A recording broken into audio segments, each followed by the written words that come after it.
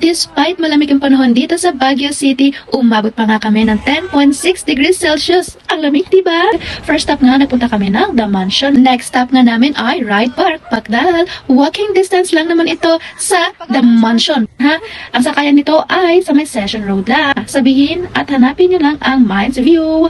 Pero kahit super lamig, marami pa rin turista ang nawiwili sa cold weather. And yes, it's me, your girl na taga Baguio, pero feeling turista. Parang sabi nga nila, ginawin man basta makapag-Baguio for the go. Nagpunta nga rin pala kami ng botanical garden para naman makapag-unwind yarn at refreshing talaga at close to nature ka dito. Kaya ayan, punuan talaga ang tourist spots dito sa Baguio. Mas feel mo yung lamig kasi napapalibutan ka ng mga pine trees at fresh na hangin. Last stop naman namin ay Burnham Park.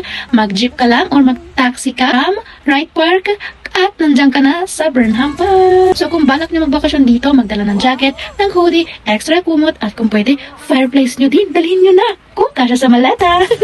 Go! Welcome to Baguio City.